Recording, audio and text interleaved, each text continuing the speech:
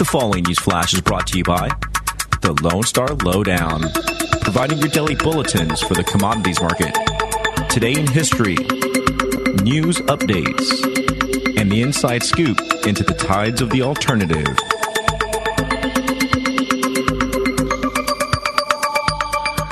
Markets for Friday, the 13th of May, 2016, are currently trading with gold at $1,272.40 an ounce, silver $17.10 an ounce, Texas crude $46.70 a barrel, and Bitcoin is currently sitting at about 457 U.S. currency.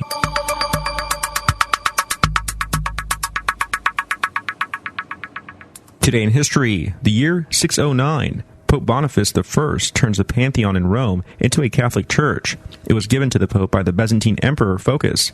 Pope Boniface then ordered that the church should, quote, be made to the Holy Virgin Mary and to all the martyrs, so that the commemoration of saints would take place henceforth, where not gods but demons were formerly worshipped.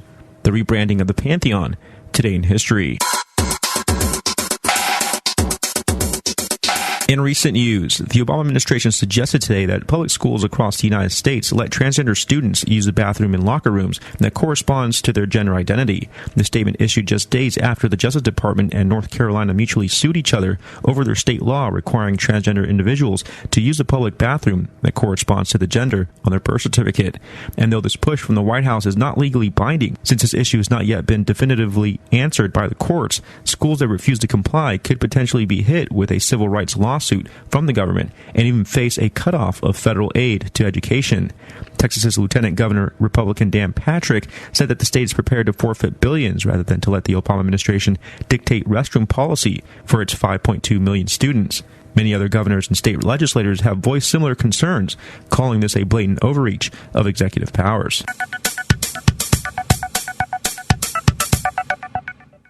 At BMW's annual shareholder meeting yesterday, BMW chairman of the board, Harold Kruger, detailed BMW's next innovative flagship, iNext, an autonomous, intelligent, lightweight electric car, a combination of BMW's electrified i brand and the Vision Next 100 concept car that debuted with the company's 100th year birthday.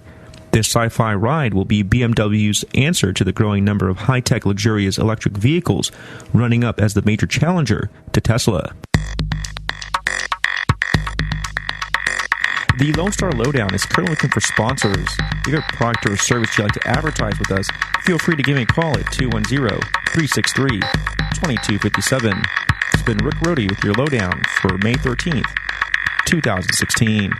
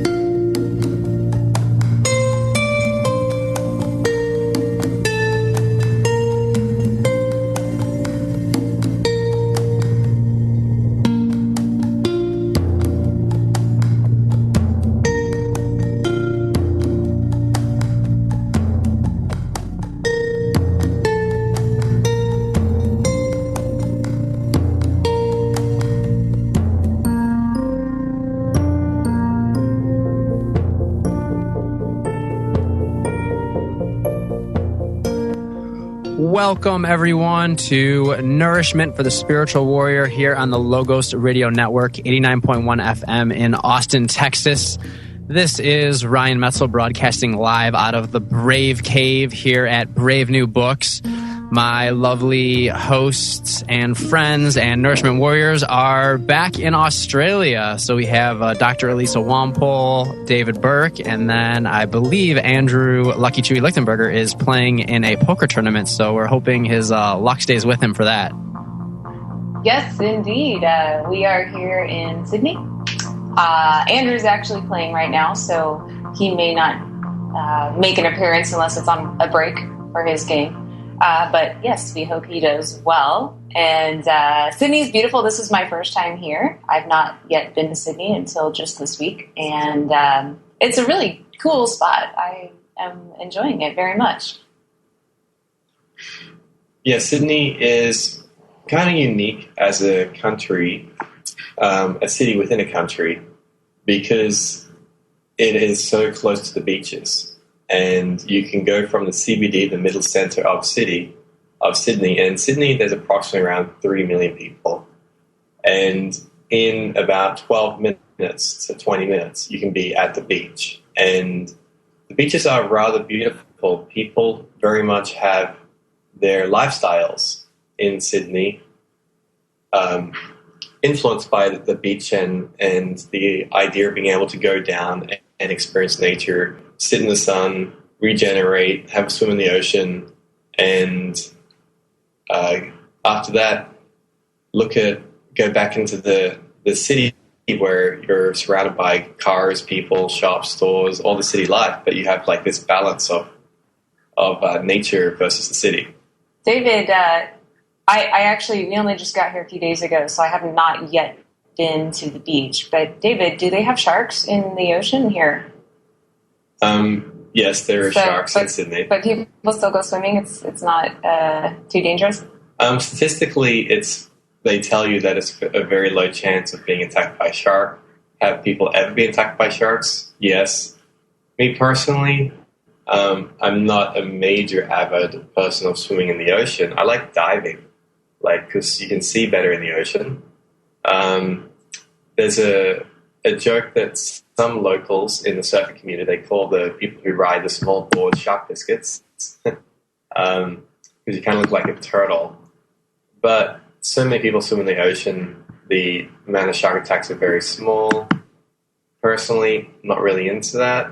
But there's these incredible areas in Australia on the beaches where they actually build these rectangular shaped swimming pools in the ocean. So you're safe to swim, do whatever you like. You can swim laps like you're doing a swimming pool. They're built beautifully, extremely nice, relaxing. I think those are a lot of fun and quite enjoyable. Okay, so then they can't come in because they have a little net around. Well, a net, but also it has this barrier, kind of like the one in Austin. It has it's a man-made swimming pool, but it's used a lot of the rocks and the design of the ocean. So it's safe, but you have the whole oceanic experience. Okay. And we have a selection of. We went out to a vegan restaurant last night. It was lovely. We had dinner with a friend that David and Andrew made when they were here. The first time they were here, not too long ago. And I've noticed they have a reasonable amount of health food stores and places, selections for vegans, which is wonderful. It's probably the best place, Ryan, that we found to rival Juiceland. Oh, cool, yeah. Yeah, with regards to being able to get fresh green juices. And we've been traveling a lot, and Juiceland is still one of the best anywhere we've been. But there is a place here called About Life. It's a organic grocery store. They have pesticide-free produce, organic produce, and natural health foods, all those things. They have a list on the website of all the local farmers their produce comes from, so you can look up, you can visit the farms, and so they're very actually kind of reminds me like the Co-op one in Austin, Ryan. Yeah. And it's interesting. We actually went to for breakfast a small cafe restaurant. It's called Protein with an I at the end. Protini. I saw Lisa's Snapchats. Yeah, and the lady actually is a Navy chef that runs it, and it has vegan, vegetarian food there, all organic. And I asked her, why do you choose to have organic food? And she's like, well, my mother always showed me how incredible nature is, and her mother is, very spiritual and, believes that we're provided for by a universal source, and she's very happy and inspired by nature. So, of course, it's unusual to find so many GMOs or a lot of GMOs in Australia. So the cafe is all organic and sources all organic foods, and it's quite interesting talking with her. I joked and said, "Oh, have you ever seen a curvature on the horizon?" with the flat Earth trending so much these days, and so much interesting debate and fascinating debate. Like I tell everyone, I don't yet have an opinion on the subject. I'm always open to learning. I think keeping your mind open to learning is what's going to allow you to learn what you don't know, because it's what you don't know that you want to know that's going to make you whole as a person. So, I will listen to the communication of any person for a small amount of time to a large amount of time, depending on, how much truth I can source out of using the quadrivium and trivium and logic and intuition parts of our consciousness that we have. But fascinating, she said yes, they've never seen a horizon. And something also, she was nice enough to tell us that on the Navy ships, the Navy ships do produce their own water by distilling water. So yes, we can distill water from seawater quite easily and efficiently supply a Navy vessel. Then surely we don't have to worry about too much of a lack of water in California if we wanted to use the human resource of the great minds that live in California. We could borrow from Austin or Australia probably if they needed some help, and create an supply of fresh water for people for growing food. Something fascinating, actually, we're talking to some of the Chinese people that live in Australia. I was asking about how China so successfully is able to feed so many people. And it's actually fascinating. What China did is they made nature work for China. So they have the mountains, and the mountains were carved in such a way that the water rests in the mountains, and it slowly goes down in levels.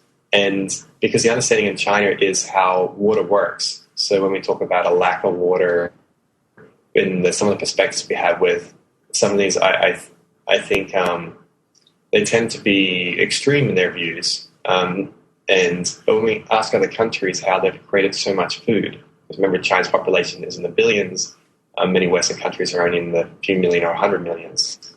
And so they built these levels of layers into the mountain where the water sits, and then it trickles down to the next one, and then the next layer. And in those layers, they're growing all the crops to water.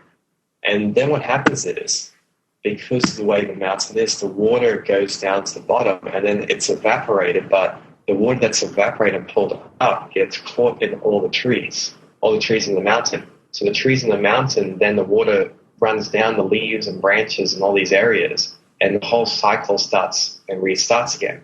So they don't really have a very high water loss because they're harvesting the water over and over again, kind of like if we had a growing dome and the plastic of the growing dome is preventing the water from escaping. It's the same thing on a larger scale. The trees, the forests of the mountains are stopping the water escaping. And it cycles over and over again. And so they've been able to successfully feed billions of people from this way of working with nature with farming. That's pretty neat. And it just shows that things are so much more sustainable than the common perception. Yeah, another cool technique China did, and this happened hundreds and hundreds of years ago, is they drilled hundreds of wells into the ground. So they knew where the table of water, fresh water, rushed down from the mountains underground. And by drilling into the ground these wells, hundreds or not thousands of them, and they're able to turn what was a desert area into a large agricultural area, which feeds millions upon millions of people. And there's so much water, and it's so well done. The system has existed for 1,000 years. That's actually where they grow all the grapes, which they use to make everything from wine to drying them out and supply the whole country with grapes. Yeah, China's a very interesting country, and there's probably a lot that we can learn from China still about farming and sustaining, and of course, being a Chinese doctor, there's just such a wealth of information within their culture. And it's interesting because the Chinese woman we ate with yesterday, and I'm sure David also has a similar point of view. She said that a lot of people in China aren't into the monastic way of life or the theory, the Taoist theory, and all these things. She said there was it this particular person who said that, David, or was it somebody? Oh, it was her friend who said this. And I've heard that too from other people, that when they go to China searching out information about Taoism or martial arts or this cultural richness that they have, a lot of the people commonly don't really study it. They get the benefits from it because, the inner nucleus of society is very aware of culture.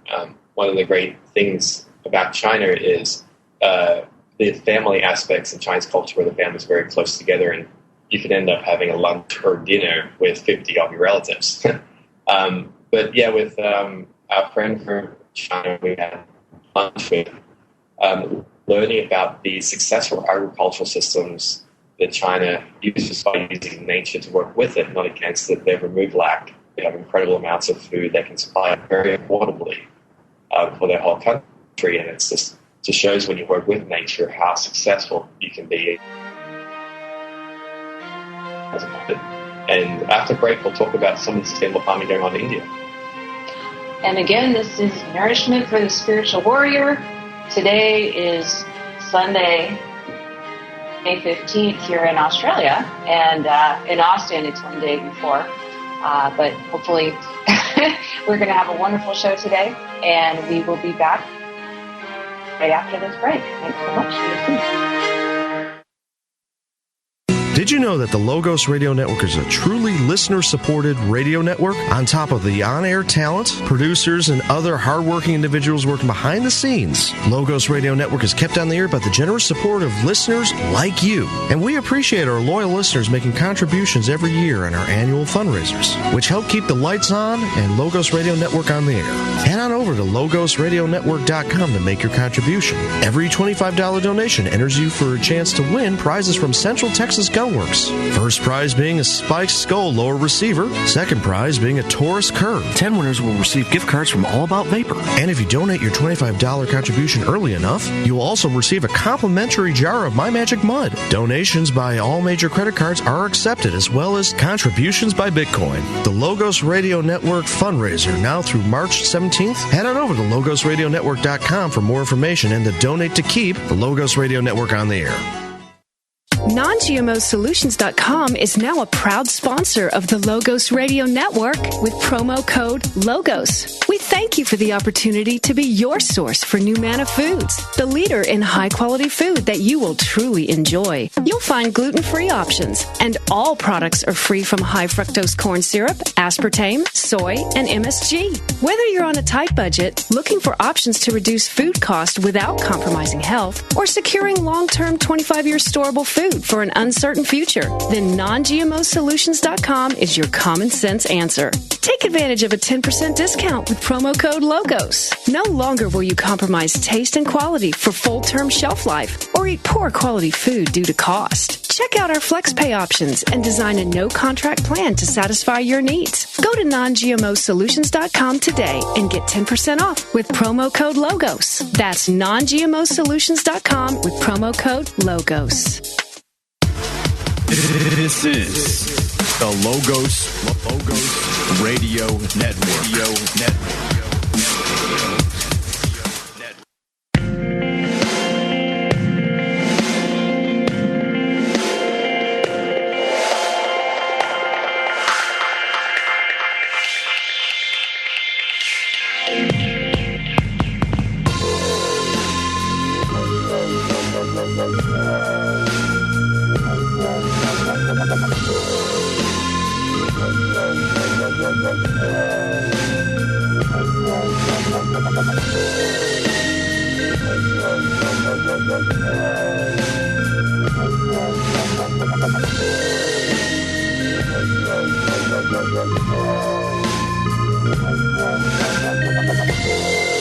I'm following the immortal path, meditate on the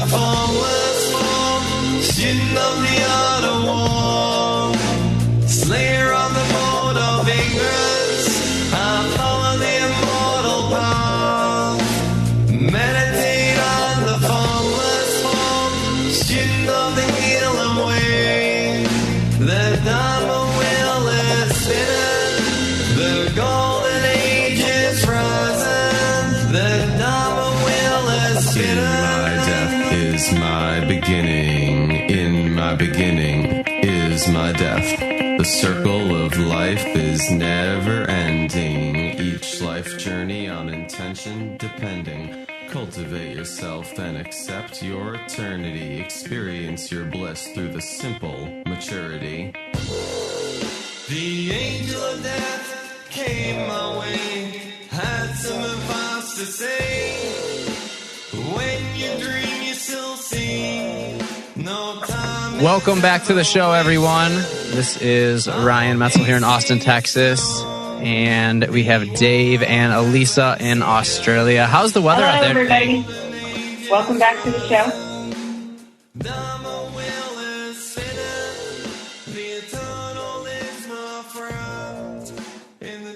Australia is moving slowly into the colder climate at the moment, and it's actually still very warm. And so, actually, if you're in Australia, you still can enjoy the more activities of going to the beach, the park, sports, getting a tan, all those type of things still. But before the break, I was talking about sustainability in India. So India absolutely loves many people, their new leader at the moment. And we actually were in India, and we got to meet some of the supporters of him and the type of changes India is going through as a country. And India is modernizing its infrastructure in many of its cities. And it's actually, when you look at it, say a city like New Delhi, it has around 150 million people in New Delhi and the surrounding areas. And they're actually having to dig down and put the underground subway systems in with all these people on the surface. It is truly an amazing engineering feat, and they are actually getting it done. They're doing a great job down there. Yeah, they said he'll be done in only 4 years. And man, they really need it because I've never seen traffic like they have in New Delhi. Yeah, they have a lot of traffic there. It's completely madness. Austin traffic is good. Yeah. Yeah, well, it's different from the U.S. traffic because of the types of vehicles that are on the road.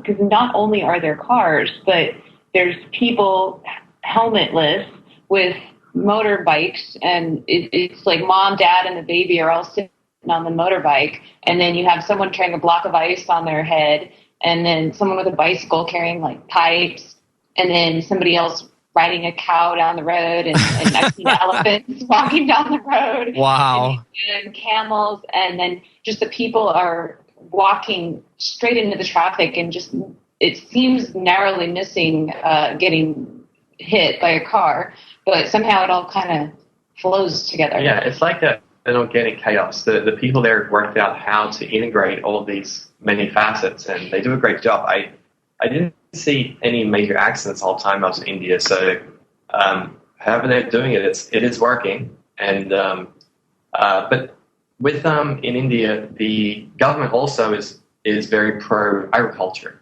in India because there's a lot of people in India, and they actually put in subsidies and to help anyone who had farming or wanted to do farming to put drip water systems into their farms. So a friend of ours who worked with that government program and some of the agricultural experts on drip systems, they installed a drip system on their farm, and they had an increase in 38% of their, and it's an organic farm, so they increased 38% in one season their produce in using a drip water system. So they were rather surprised and enthusiastic about the incredible amount of food now they're able to offer to their community.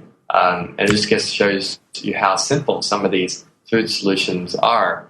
That's really a huge increase, 30%. And 38%. 38%, wow. And they had tons and tons and tons of extra mangoes. And David, can you explain what the drip water system is? It seems they just put hoses so that the water's constantly dripping onto the crops.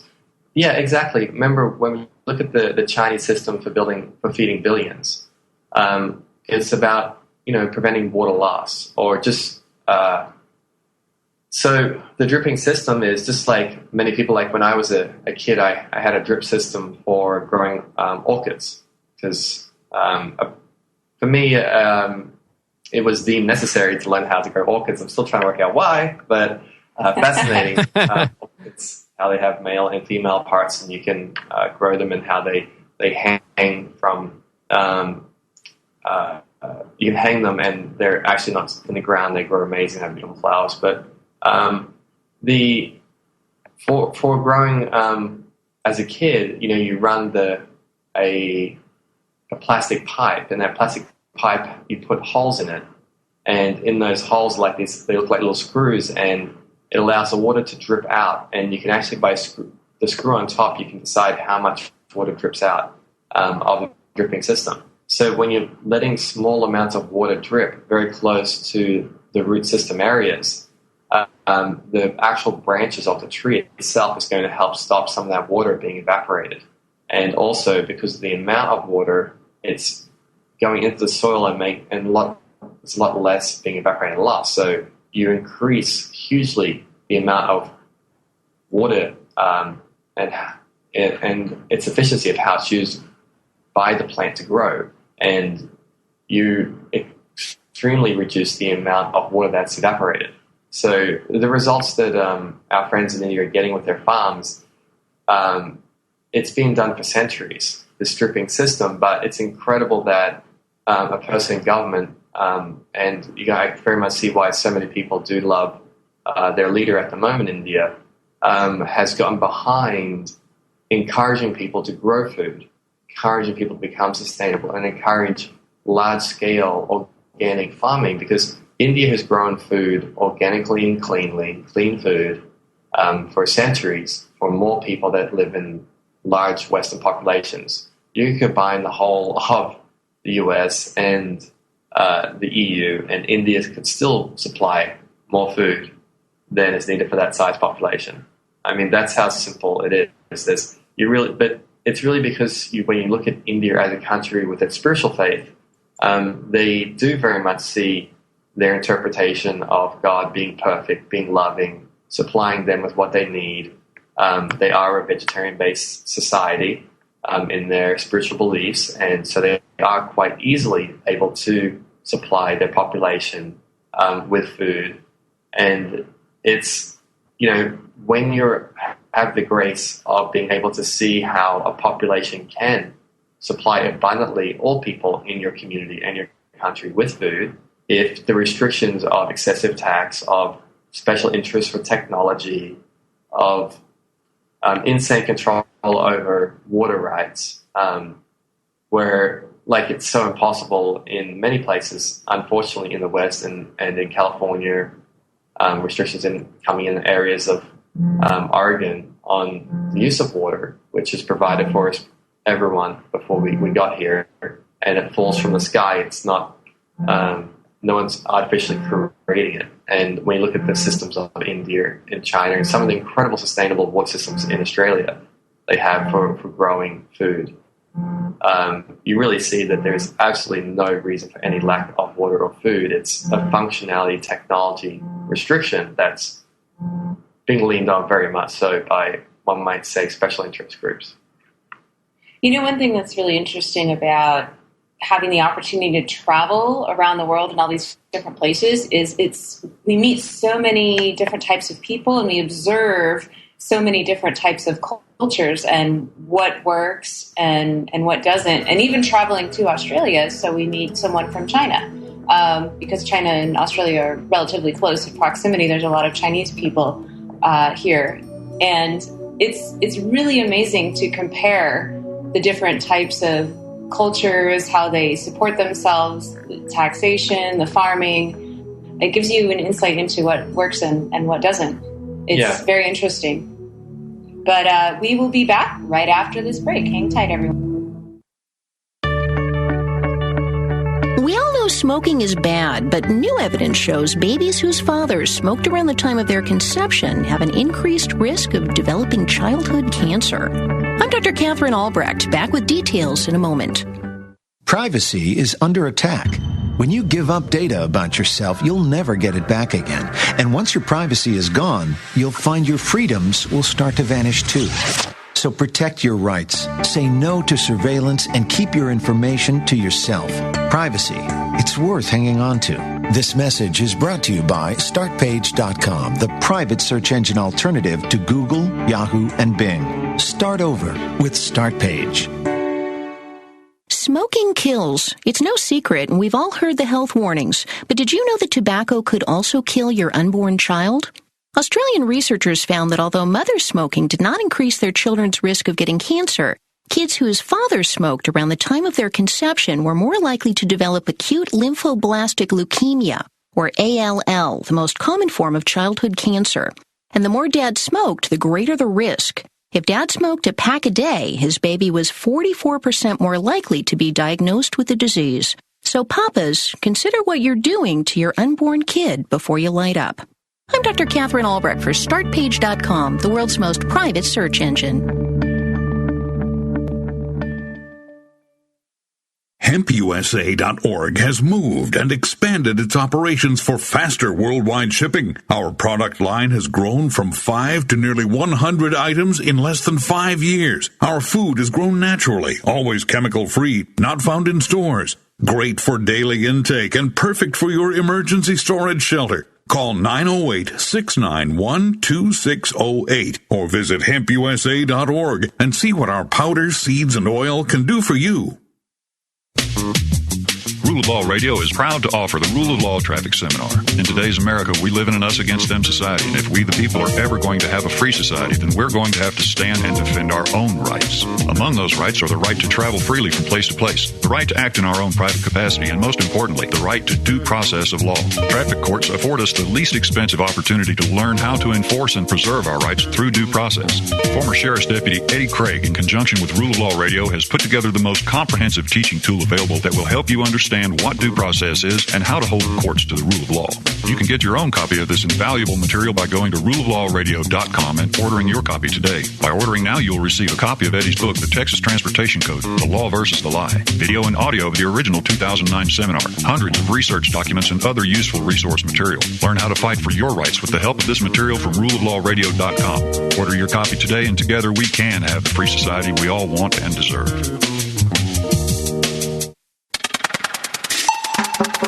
You're listening to the Logos Radio Network at logosradionetwork.com.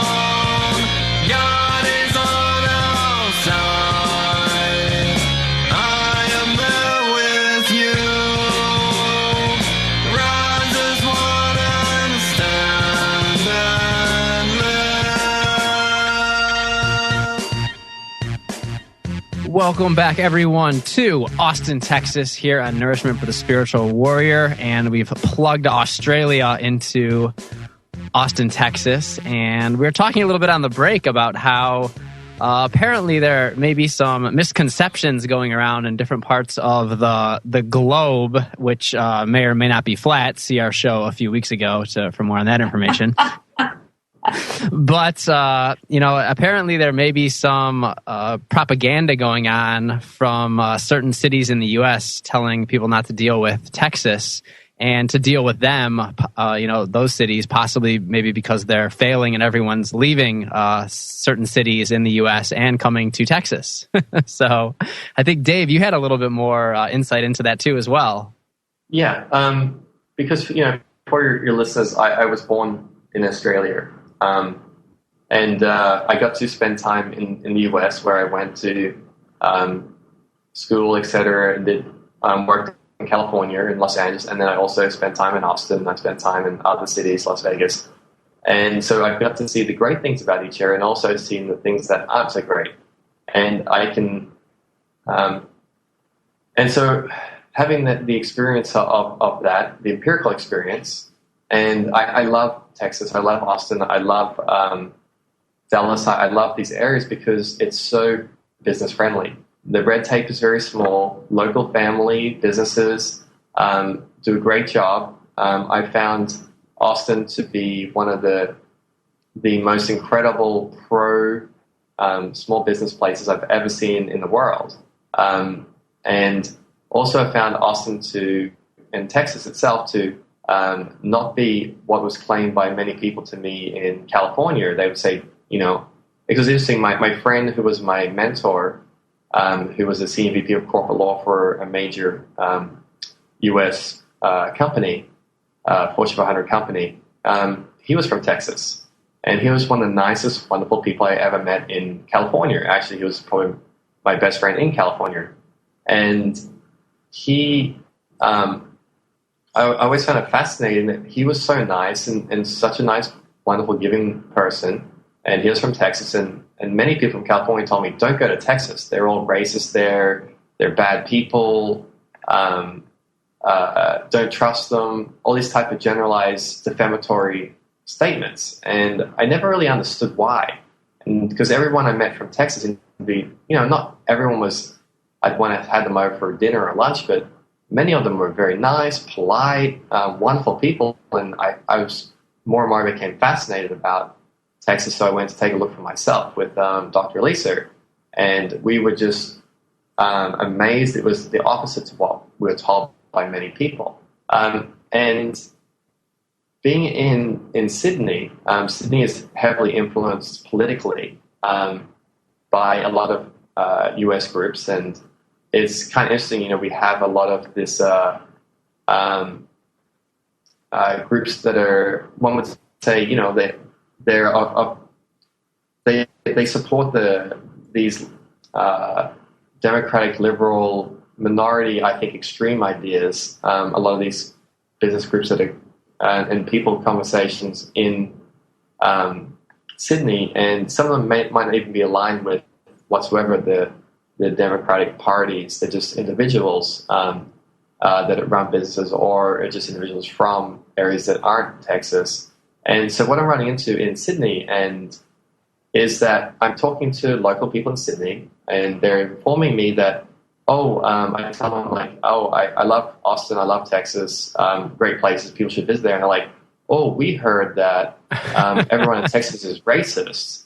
We heard people in Texas, are all killing each other, and they're the problem for all the wars. And wow, or they don't like gays, or they're this, they're that. They're phobic this, phobic that. They're bad people. You shouldn't go to Texas. Shouldn't do business with Texas. All these type of things. I'm like, where are you guys getting this information? Have any of you been to Texas? And they're like, no, but we hear from people from California, New York that come over, and they're saying these things. And I'm like, I really need to get a list of names, because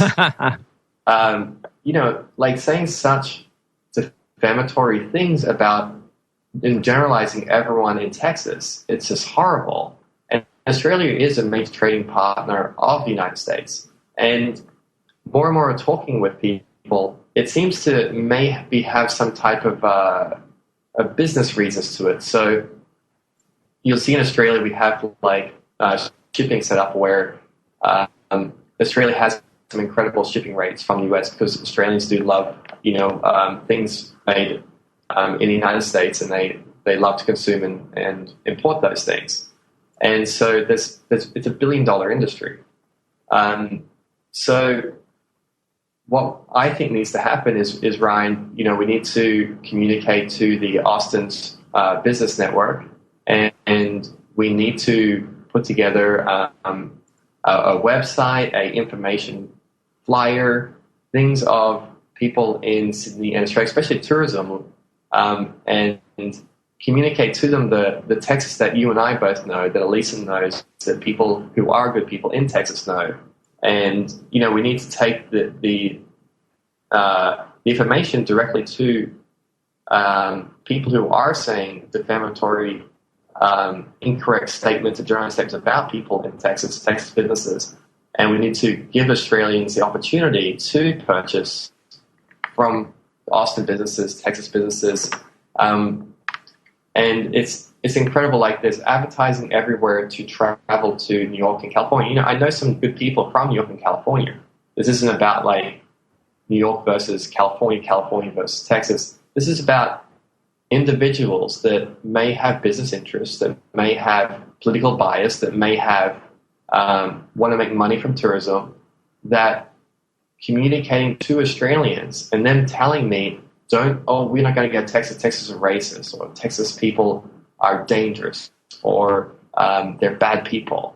And I'm asking, where are you getting this information from? They're like, from people from California, or people from New York, or from mainstream TV that's politically biased in the U.S.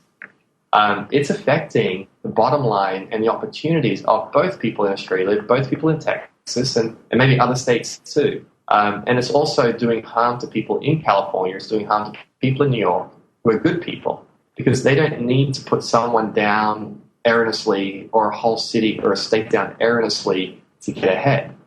They've got something good of value to exchange with the international community, and they should be focusing on that. But what I do want to move together this week, Ryan, is, let's have a chat to the business groups and government groups in Texas, and let's get our own communication to the Australian public and let them know how great Texas and Austin is. And people who want to defame and slander Texas and Austin and its businesses, let's take the debate all the way to their doorstep, and let's find out where this signal, this information is coming from.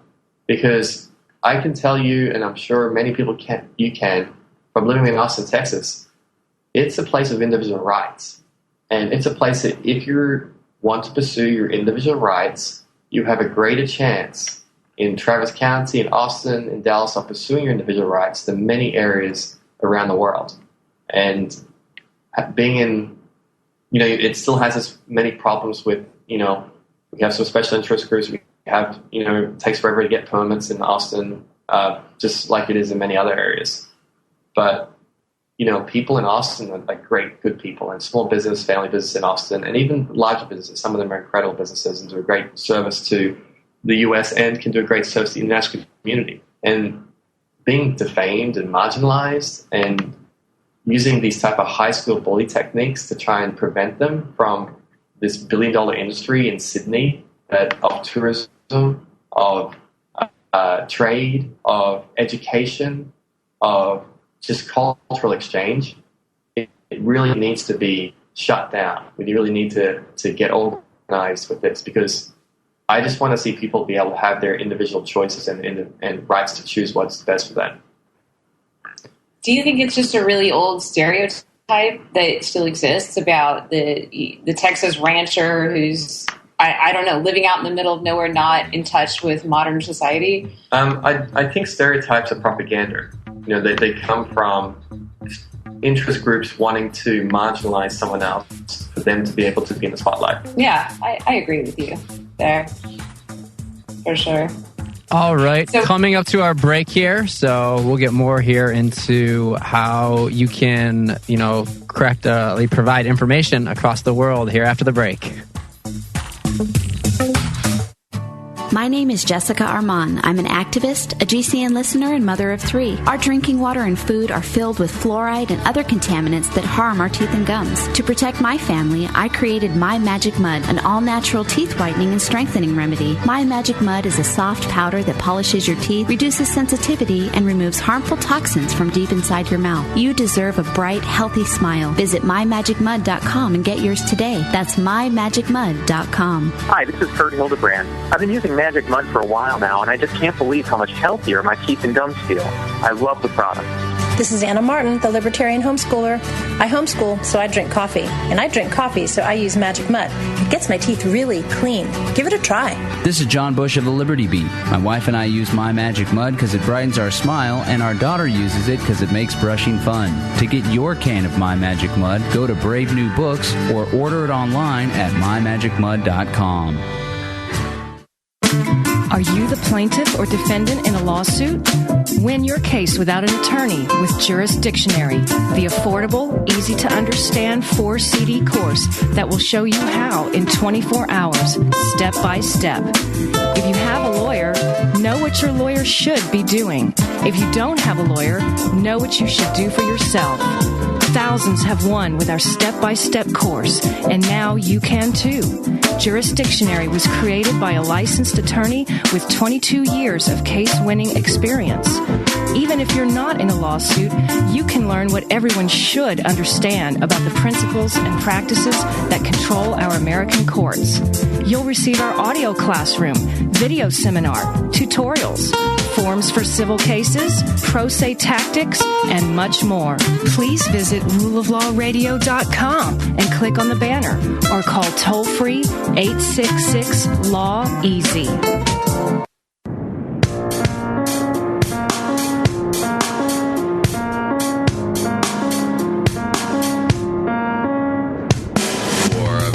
Descends to the earth, a time where the mind is defined and confined. We the people need to realign with the divine. A government for the people, by the people realigns. No more taxation without representation. It's time for the people to have their say, no longer the prey. Aligned with truth, there is nothing we cannot do. Divide and conquer lies and false promises. These are the archonic weapons of hurtful decay. The abundance of the earth is the perfect technology, and the golden age is now. Rise together as one in peace and prosperity.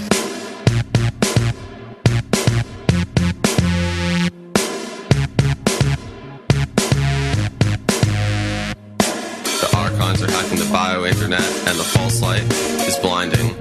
Plugging into intuition, balance is restored. Drawing from love, fighting for freedom and liberty keeps the unity in the community. Good habits becoming better, refining the mind.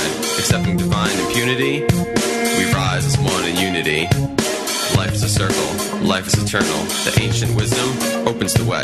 Together, we are the generation of the golden age.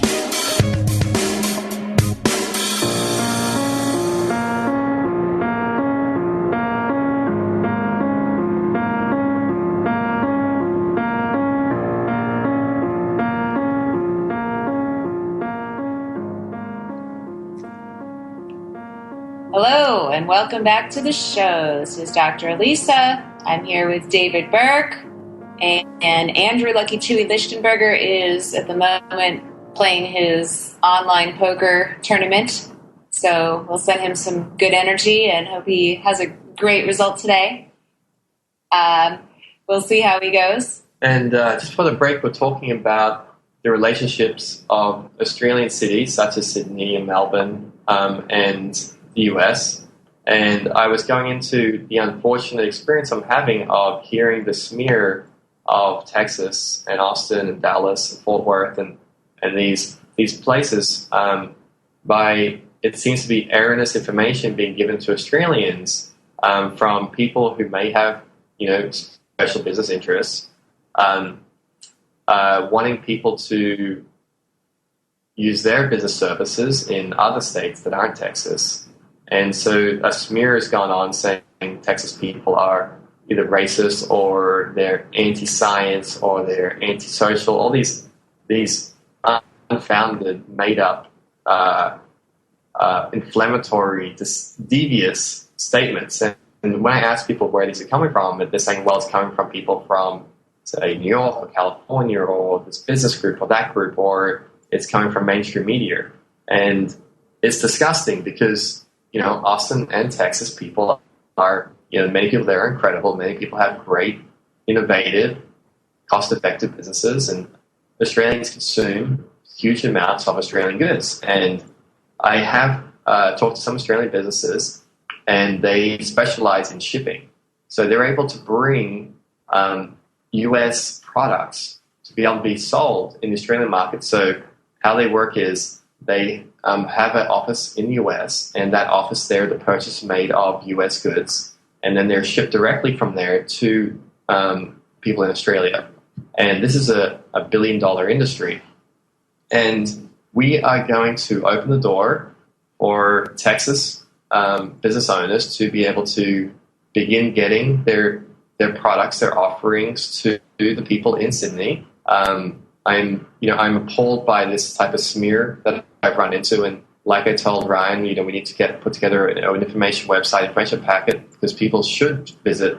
They're going to holiday in America. They should visit the beautiful state of Texas and areas of Dallas and Austin, and get that real American experience of independence, of freedom, of liberty, things that Australians are romanced about America.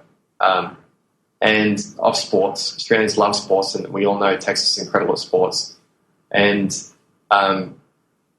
people in Sydney, Melbourne, Brisbane, Perth should get that opportunity, the same opportunity, to where they're hearing interesting things about other areas in America to visit and travel, or to consume and buy their goods. This multi-billion-dollar industry. Texas needs to be given that opportunity also. So, Ryan, we are going to put together with you, and let's talk to John at Brave New Books at the headquarters there, and let's put together some incredible information of tourism for Texas and Austin and Dallas. And with the shipping company from Australia, it has extremely great rates that make it affordable, and people are spending hundreds of millions of dollars on US goods and bringing them into Australia. Let's allow Texas businesses to share their offerings also in these areas, and let's let a cultural exchange, and let's let people in Texas who are good people create friendships, create trade, create tourism with cities such as Sydney, with Brisbane, with Melbourne.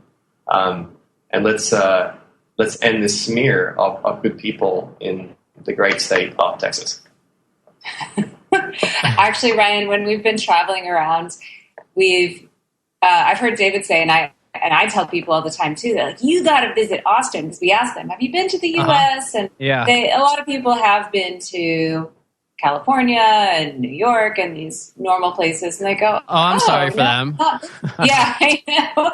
It was really funny, actually, when we were in Monaco, there was a little grocery store right underneath where we were staying, and they were selling New York hats at the grocery store in Monaco. It's really bizarre. And it's like, what, we're in Monaco. Shouldn't we be selling a Monte Carlo hat? But no, they had New York hats there. And we see people everywhere, even just walking down the street. I noticed at least 2 people that had on Venice Beach, California shirts on. Yeah, you see a lot of Australia, probably like 1 out of 5 wearing some type of U.S. merchandise, which is great for people selling merchandise and things in the U.S.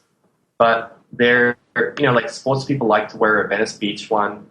But, we know Texas has incredible sporting teams. We know Texas has incredible athletes. We know we've had on the show, and you've talked to some people in Texas who are just, incredible Olympians, incredible ambassadors of sports, incredible ambassadors of brands.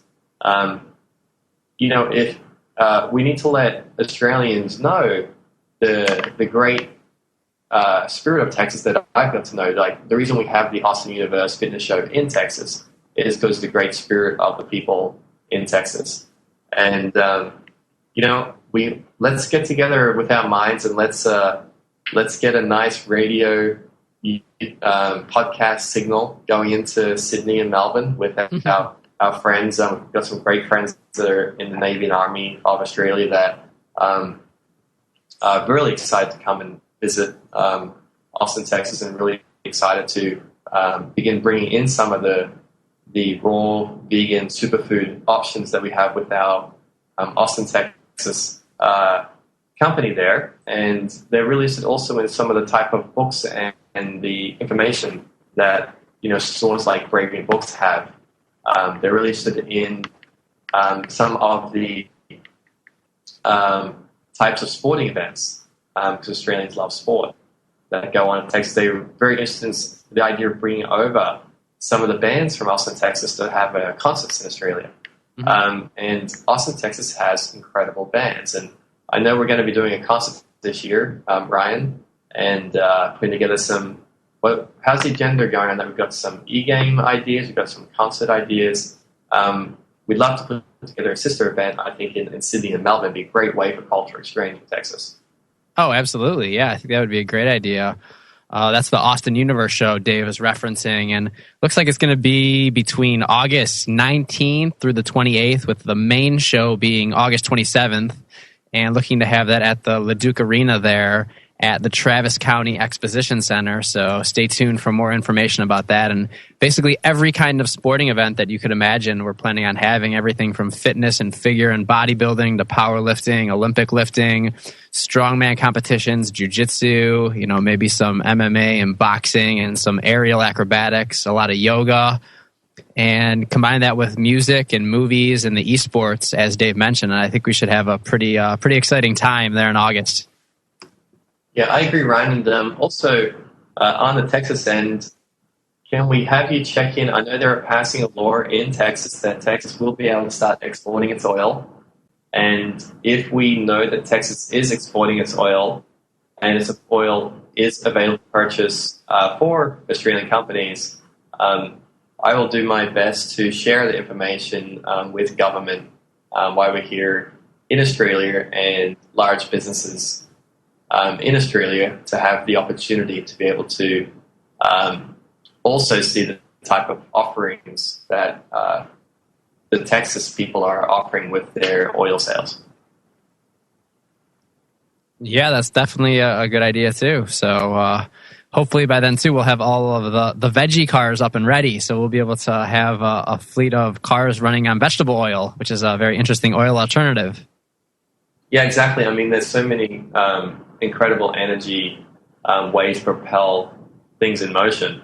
And the more and more you look at the Nikola Tesla documents of being able to broadcast electricity, and it's, when you begin looking at the Tesla drawings, you really see the simple step being defeated. It's a very simple thing to create, I think, to create electricity, to create free energy, as in the freedom of energy to be able to move from one point to another point and be able to be tuned into. The designs aren't that complicated because when you're actually doing something that works, it follows a geometrical principle and a mathematical principle that is easy to replicate, is easy to teach.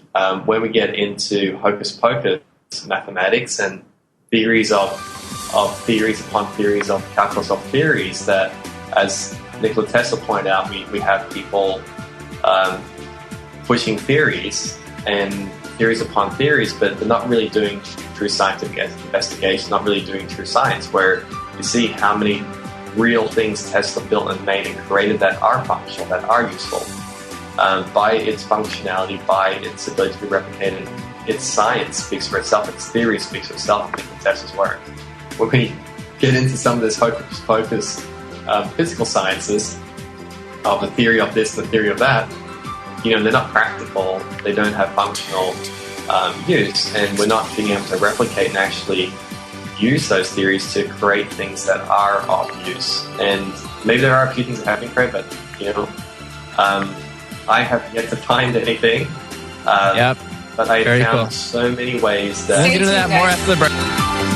Bibles for America is offering absolutely free a unique study Bible called the New Testament Recovery Version. The New Testament Recovery Version has over 9,000 footnotes that explain what the Bible says verse by verse, helping you to know God and to know the meaning of life. Order your free copy today from Bibles for America. Call us toll-free at 888-551-0102 or visit us online at bfa.org. This translation is highly accurate, and it comes with over 13,000 cross-references, plus charts and maps and an outline for every book of the Bible. This is truly a Bible you can understand.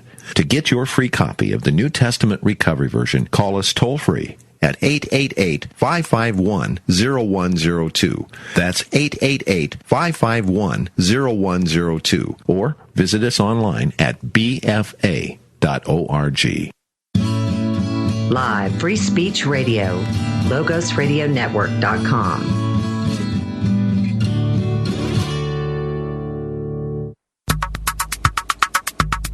The following news flash is brought to you by the Lone Star Lowdown, providing your daily bulletins for the commodities market. Today in history, news updates, and the inside scoop into the tides of the alternative.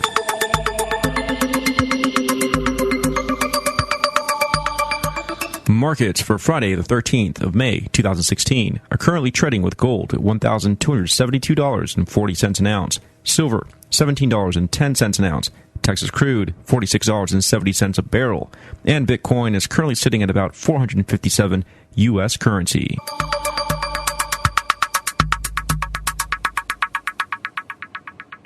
Today in history, the year 609, Pope Boniface I turns the Pantheon in Rome into a Catholic church. It was given to the Pope by the Byzantine Emperor Phocas. Pope Boniface then ordered that the church should, quote, be made to the Holy Virgin Mary and to all the martyrs, so that the commemoration of saints would take place henceforth, where not gods but demons were formerly worshipped. The rebranding of the Pantheon, today in history. In recent news, the Obama administration suggested today that public schools across the United States let transgender students use the bathroom in locker rooms that corresponds to their gender identity. The statement issued just days after the Justice Department and North Carolina mutually sued each other over their state law requiring transgender individuals to use the public bathroom that corresponds to the gender on their birth certificate. And though this push from the White House is not legally binding, since this issue has not yet been definitively answered by the courts, schools that refuse to comply could potentially be hit with a civil rights lawsuit from the government and even face a cutoff of federal aid to education. Texas's Lieutenant Governor, Republican Dan Patrick, said that the state is prepared to forfeit billions rather than to let the Obama administration dictate restroom policy for its 5.2 million students. Many other governors and state legislators have voiced similar concerns, calling this a blatant overreach of executive powers.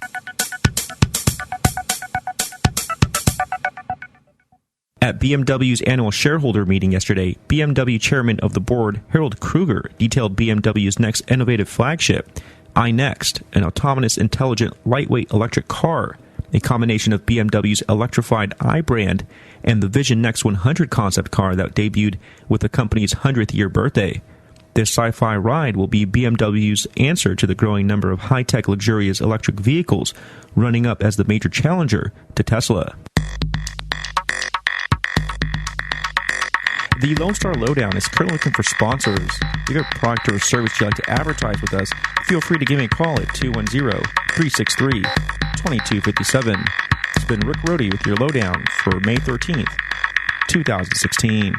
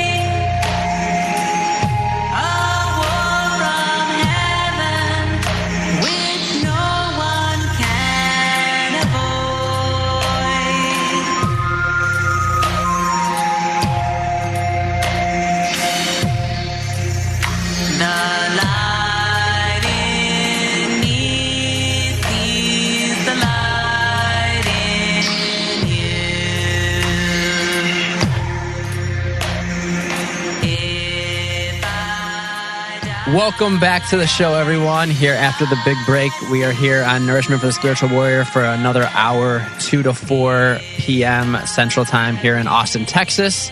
And it's Saturday, May 14th on Australia, where David, Elisa, and Andrew, who is playing poker now, I believe it is Sunday. So before the break, we were getting in a little to the Texas and Australian relations with respect to maybe some misinformation being provided by states such as New York or California. possibly because they're being voted things such as the worst place in the U.S. to live, the worst place to do business, and all their innovators seem to be moving either overseas or to Texas. So that could be some of the reasons for. We had on break here, John Bush actually brought up an amazing point about a certain culture here, which I do not believe is getting the information properly disseminated across the world. So could you go into that a little bit, John? Yeah, if you wouldn't mind grabbing me some headphones while I talk so I can hear if your co-host there reply. So, yeah, I agree that there's a lot of misinformation that comes out and a lot of issues. We'll plug it straight into the mixer. In Texas, my mother's Hispanic, and she's very close to Mexican culture and holds it very near and dear. And my father's Caucasian, and a lot of people think that there is, a lot of anti-Mexican sentiment here in Texas. And this is especially a conversation that's come up because of what's going on with Donald Trump and his desire to build a wall. And I honestly think that a lot of that isn't emanating from Texas, because here in Texas we have this beautiful culture that's called Tejano. And it's literally a mix between Texan and Mexican, and in Mexican, in Spanish, Texas is Tejas and Mexico is Mexico, so it's a merging of the two. And there's this great culture. You'll see Latinos that have cowboy hats and boots, and they have their Tejano music, which is very similar to country music, the bass groove and all that stuff. And there's also a great working relationship between Latinos and Caucasians. And just plug it right there in next to your red one. Sorry, I'm here producing, and unplug the 1/4-inch jack and plug it in the... Here, go ahead, Ryan. Talk about how Texas is so beautiful and you love all the Mexicanos that are here. Well, I'm not 100% sure. I think you treat everyone as an individual, but my experience is the people in Texas have certainly been a lot nicer than the people in New York when I was there. And I think California has a mix. I think I think the people who are more conscious are actually moving to Texas, and maybe the ones, who are still staying in California, maybe they're for a reason. Yeah.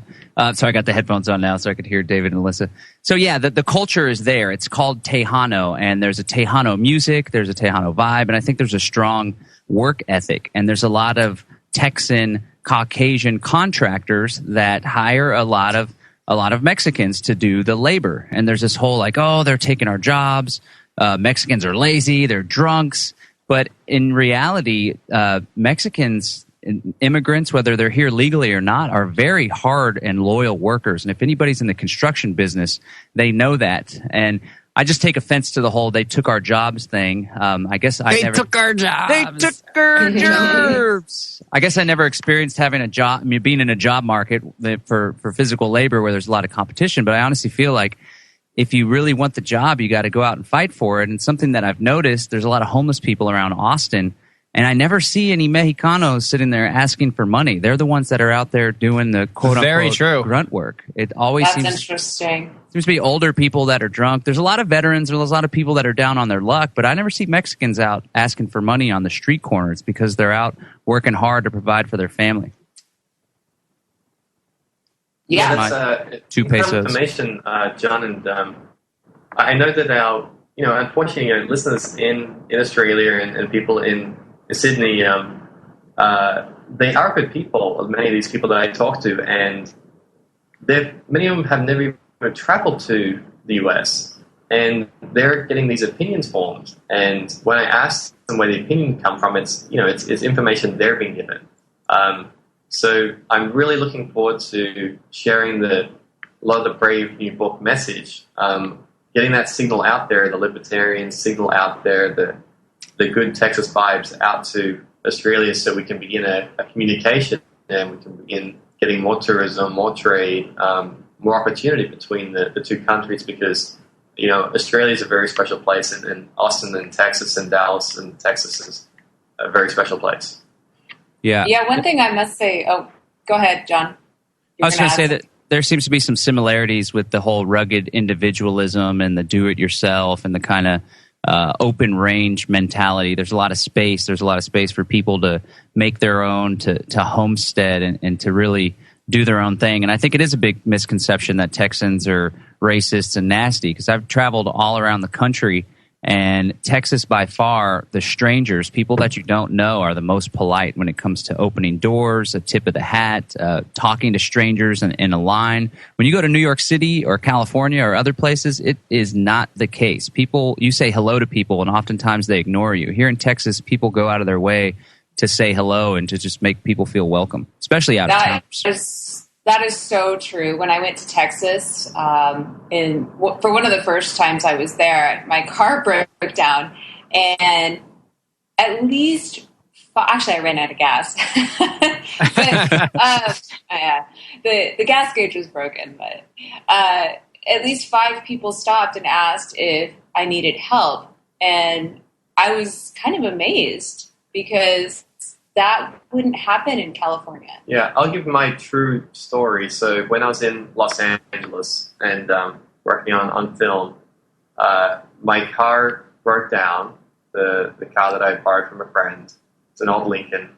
And I had to push it myself off the freeway area, where it was like going to an on-ramp area. And probably 3 police cars drove past slowly and just looked at me, and none of them stopped and helped, and no one stopped and helped me, push my car to safety. And then when I got off the freeway entrance area and to the side, when I had the hood, no one stopped. I was there for 2 hours, no one stopped to help, and this is how it was, my personal experience for that moment. And then the same thing when I was in Las Vegas, the car broke down. And I pushed it, and Elisa was helping me steer it, I think. Oh yeah, I remember that. Many years ago. And actually, I think the car ran out of gas that time. Yeah, too. Maybe. And there's probably 3 times police people drove past, and they just looked at me, didn't help, and they pulled up actually and went to the restaurant to get food. And they sat there and watched us push in the car. And then not one person came to ask me to help with the car to fix it. And then when this same thing happened in Austin, because we're testing out these veggie cars, and the battery was flat because we found an old car we were restoring, and the battery was old. And I remember in front of Juice Land, it was Ryan, you actually were kind enough to Elisa to go and get a new battery for us, and we probably had, when we had the hood open of the car we were restoring, we probably had close to 20 people stop and ask if we needed help. It's like I needed to hold this time and say, "I love you people. Thank you for asking, but I'm fine."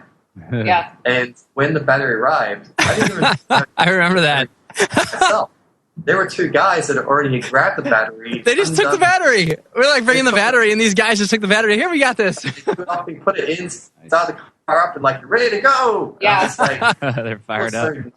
In Austin, actually, I can't even fix my own car up. It was really funny too because Ryan said, "Guys, don't worry. Let Austin do its thing. People are going to help. Don't worry about this." And that was like Ryan's mantra. And we're like, "Oh no, we got to get the battery." And then sure enough, everyone just jumped in and helped. And that is what Texans to me are really like. They're the nicest, friendliest people I've come across. Yeah, many of them are. And like I said, we always judge people by their individual essence and where we are from. But I have found people in Austin be incredible. It was so funny. So we have these several guys helping put the car battery in and everything. And after there's like, "Oh, do you want to come down to the drum circle? To the drum circle, we're going to be drumming, doing yoga, talking about life and there's all these different types of food down here. You guys should come down and meet people." And I was like, oh my God, not only did they just fix the car, but they also then invite us to their own recreation activity they're doing on the weekend where they're doing with their friends. At Barton Springs. Yeah, Barton Springs. And it was like, it was just like you felt so included. and you felt actually part of the community. When I was in Los Angeles City, there were a couple of wonderful people I met in Los Angeles, but the song "It's a Lonely Place," California's a lonely place, Atlanta's a lonely place. You have, unfortunately, people are under so much economic stress that they probably aren't going to stop their car because they're rushing with their last $5 fuel to get their third job to try and pay their rent, because unfortunately the economic pressure and the lack of wealth for middle class in California, it's real. Yeah, it's true. It's kind of funny, actually. My sister, when I met up with her in Utah last summer, she spilled her coffee in the airport, whatever, in Utah, and she was amazed that a couple people came up and helped her clean it up and gave her some napkins. And I said to her, that's how people are supposed to be. You just live in Los Angeles, and people are not nice. But in Utah, it was kind of a little bit similar to Texas. Like, everyone's just super nice, and there's the family values that still exist in some parts of the world, to clarify, the U.S. Not everyone in Los Angeles wouldn't help, but.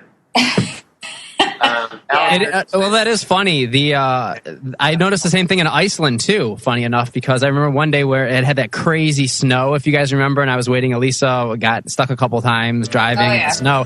I was watching outside my window, and I was watching cars get stuck, and every couple minutes, like, someone would come by and stop.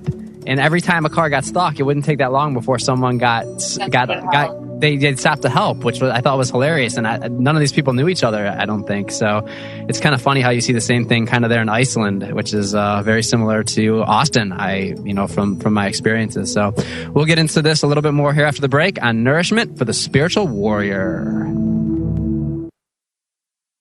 Did you know that the Logos Radio Network is a truly listener-supported radio network? On top of the on-air talent, producers, and other hardworking individuals working behind the scenes, Logos Radio Network is kept on the air by the generous support of listeners like you. And we appreciate our loyal listeners making contributions every year on our annual fundraisers, which help keep the lights on and Logos Radio Network on the air. Head on over to logosradionetwork.com to make your contribution. Every $25 donation enters you for a chance to win prizes from Central Texas Gunworks. First prize being a Spike Skull lower receiver. Second prize being a Taurus Curve. 10 winners will receive gift cards from All About Vapor. And if you donate your $25 contribution early enough, you will also receive a complimentary jar of My Magic Mud. Donations by all major credit cards are accepted, as well as contributions by Bitcoin. The Logos Radio Network fundraiser now through March 17th. Head on over to logosradionetwork.com for more information and to donate to keep the Logos Radio Network on the air. Are you being harassed by debt collectors with phone calls, letters, or even lawsuits?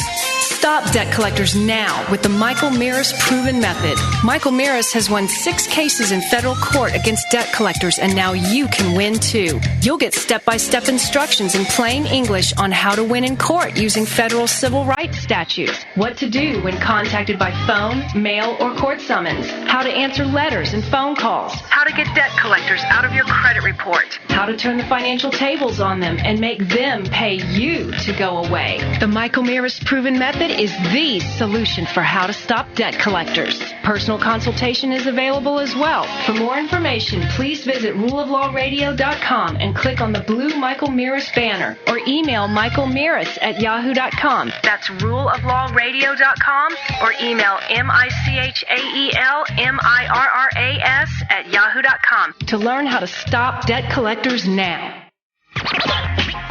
You are listening to the Logos Radio Network. LogosRadioNetwork.com.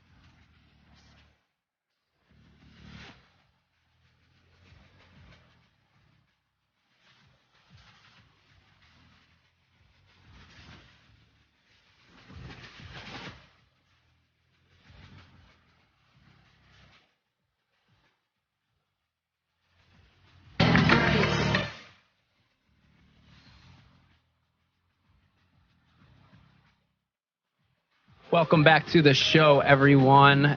We are here in Austin, Texas, and Sydney, Australia, and just talking a little geopolitics about how business is being conducted in different parts of the U.S. and the ramifications it's having in Australia and here in Austin, Texas. So, Dave, you wanted to talk a little bit about the goings-on there in Sydney. How is everything there? I know they had the Olympics there several years ago, so I got to watch a little bit of it on TV, but, you know, as they like to show the round Earth, we know that their looks can be deceiving for what they show you on the television. So how is it there in person? LA Live. Televised vision. Televised vision. Televised vision. Yeah. You gotta love the etymology, breaking words down. It's funny, every time I write now, anytime I see a word like even like superfoods, right? So Burke Superfoods, again, if you don't have your Burke Superfoods, come down here to Brave New Books. They have all the products that, you know, Dave and Elisa put together, just amazing stuff that I love to take every day, organic, raw, vegan proteins and everything. And wanted to send a quick shout out to Liberty Stickers. They actually made all the posters and the flyers for the shows here. So the big banners that are here in the studio, thanks to those guys. That's libertystickers.com. But what I was talking about, like the word, say, superfoods, right? I'm actually, anytime I write it out or type it out, I actually write super with S with capital and then foods capital too. And I've been doing this with every single word that I come across.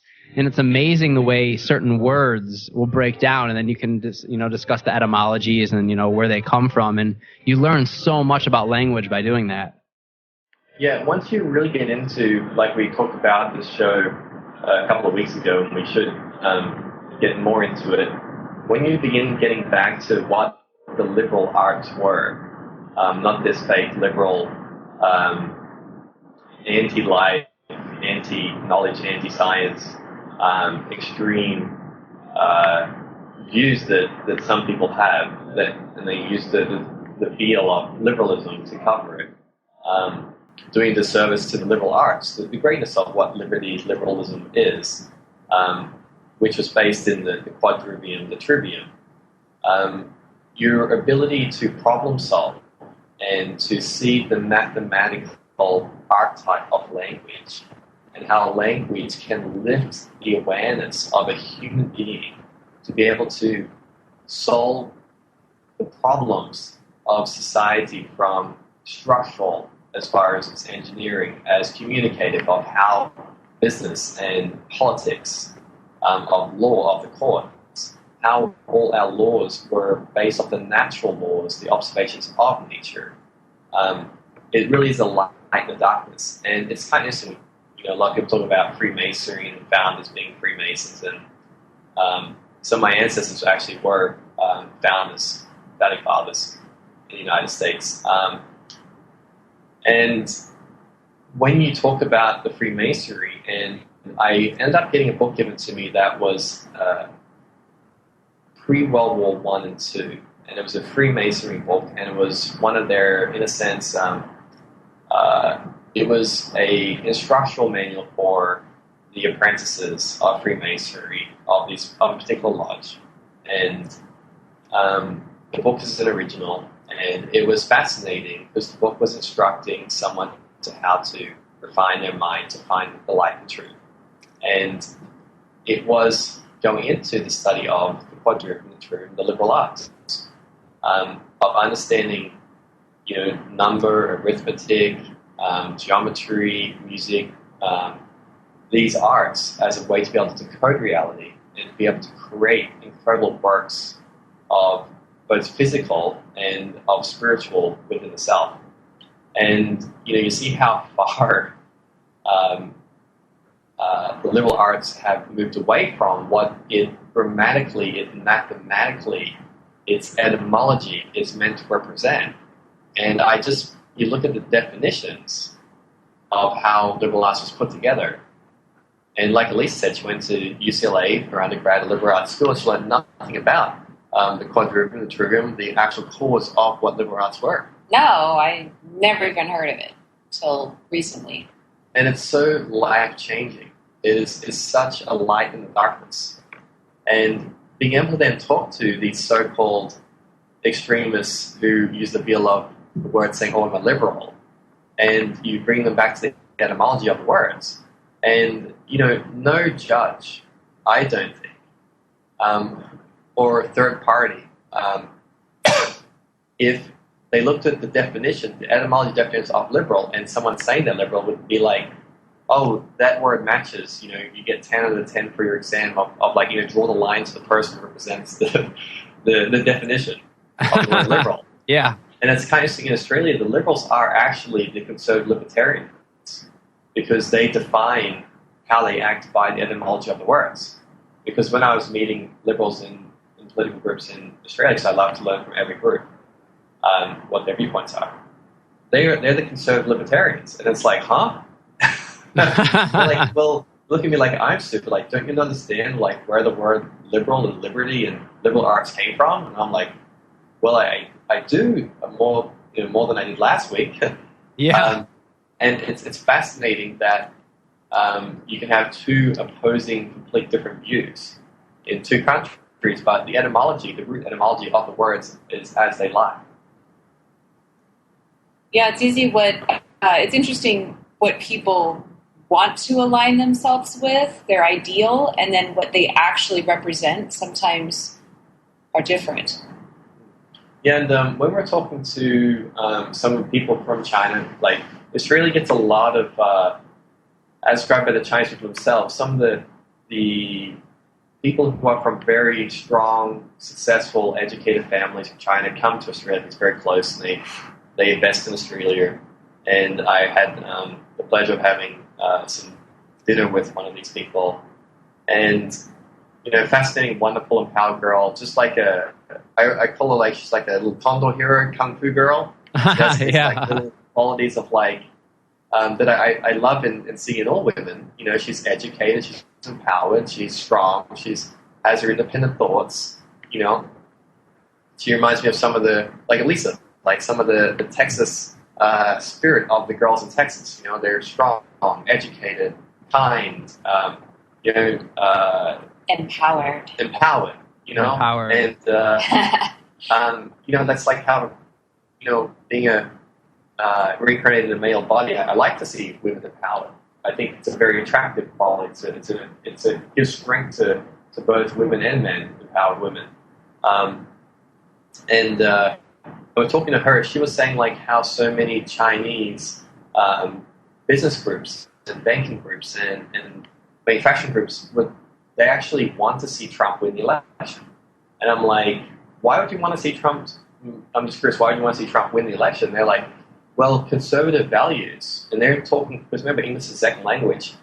They're talking, well, when you define conservative values, then it's about taking away what doesn't work, but leaving what does work.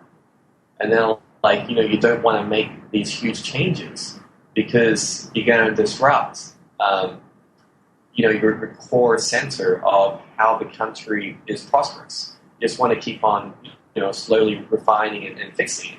And you want to go to these core values of, limited government. You want to go to core values that allow capitalism, that allow things that don't work fall apart and new things to be able to be built. And it was surprising for some people at the dinner that the Chinese educated groups of people were that knowledgeable of U.S. politics and that knowledgeable of the grammar of the words and what they should mean, and probably how astonished they would be when they meet people who do say they represent such a political movement, but they actually just speak falsities to try and benefit for themselves rather than delivering conservative values that we like to see in as far as capitalism and freedom of business.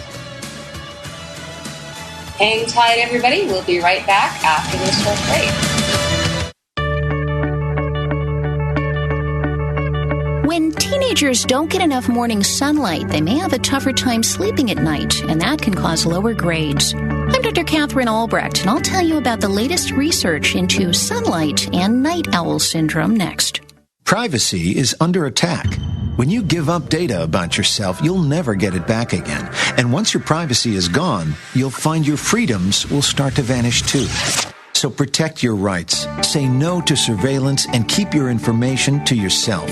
Privacy, it's worth hanging on to. This message is brought to you by StartPage.com, the private search engine alternative to Google, Yahoo, and Bing. Start over with StartPage. Do your kids have trouble getting to sleep? The cure could be a dose of morning sunshine. When teenagers don't get enough morning light, they're likely to go to bed later, get less sleep, and underperform in school. Scientists gave 8th graders special glasses to block so-called blue light. After 5 days, the students' evening onset of melatonin, the sleepy hormone, was delayed, and the kids fell asleep half an hour later than usual. So, parents, open the blinds wide in the morning and help your kids soak up those rays. You can also buy light bulbs that mimic natural sunlight. It's the best way to help your kids shine. I'm Dr. Catherine Albrecht for StartPage.com, the world's most private search engine. This is Building 7, a 47-story skyscraper that fell on the afternoon of September 11th. The government says that fire brought it down. However, 1,500 architects and engineers concluded it was a controlled demolition. Over 6,000 of my fellow service members have given their lives. Thousands of my fellow first responders are dying. I'm not a conspiracy theorist. I'm a structural engineer. I'm a New York City correction officer. I'm an Air Force pilot. I'm a father who lost his son. We're Americans, and we deserve the truth. Go to rememberbuilding7.org today. Hey, it's Danny here for Hill Country Home Improvements. Did your home receive hail or wind damage from the recent storms? Come on, we all know the government caused it with their chemtrails, but good luck getting them to pay for it. Okay, I might be kidding about the chemtrails, but I'm serious about your roof. That's why you have insurance, and Hill Country Home Improvements can handle the claim for you with little to no out-of-pocket expense. And we accept Bitcoin. As a multi-year A-plus member of the Better Business Bureau with 0 complaints, you can trust Hill Country Home Improvements to handle your claim and your roof right the first time. Just call 512-992-8745 or go to hillcountryhomeimprovements.com. Mention the Crypto Show and get $100 off, and we'll donate another $100 to the Logos Radio Network to help continue this programming. So if those out-of-town roofers come knocking, your door should be locking. That's 512-992-8745 or hillcountryhomeimprovements.com. Discounts are based on full roof replacement. May not actually be kidding about chemtrails. Live Free Speech Radio, LogosRadioNetwork.com.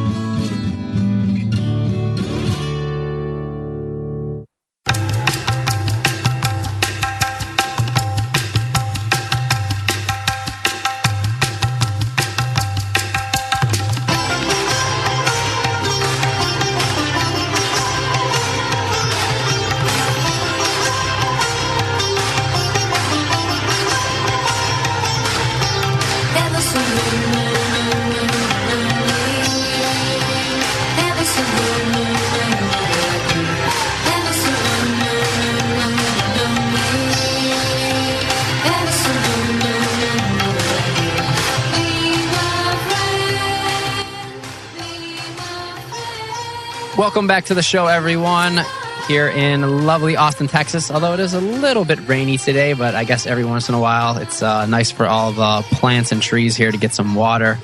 And we were discussing before the break a little bit more about the relations between Australia and Austin, and just wanted to let everyone know if you are interested in getting your products out to Australia, please come down to Brave New Books, drop off your information, and we would be happy to, start organizing that, getting, some of the products here from Austin, the local products, over to Australia. And we are going to be doing a lot of that, too, at the Austin Universe show we have coming up at the end of August there, August 19th through the 28th. So be sure to join us for that, too, because we're going to have a lot of people here from Australia, a lot of locals here in Austin, Texas. So anything we can do to further that business relationship is definitely something we want to work on. If everyone works together, everyone wins. So that's kind of the mantra we want to go with. Yeah, Ryan, does that computer scientist, Greg Braden, who worked for Lockheed Martin, and we all know how successful Lockheed Martin was, I think, prior to the last 8 years. It was an incredible company, but it's kind of interesting Lockheed Martin just, there's a press release, they tried to, because India, from my understanding, didn't want the F-35 jets being what's very reported by both internationally and U.S. groups being a failure, $1 trillion failure. They seem to be purchasing their planes from Russia, their military planes. So billions of dollars lost for the U.S. Military manufacturing. But Lockheed Martin made a special trip and said, hey, according to the report, that they were willing to build the F-18 fighters in India, helping Indians build them. And India also rejected that offer. And it's just like, when you prevent individual rights in any place, if I'm and look at the microcosm of high school or college or an inventor, if I prevent the individual rights of someone to think with new thoughts, like a Nikola Tesla, I prevent that, then I'm preventing my own country from being on the cutting edge of technology and the cutting edge of, the big deals. Like, how much money is spent on procuring weapons of defense? It's the big industry. And the US is losing out because, unfortunately, we had such incredible free thinkers who created incredible technology that is still being used in the F-22, the F-18, the Berkshire naval vessels.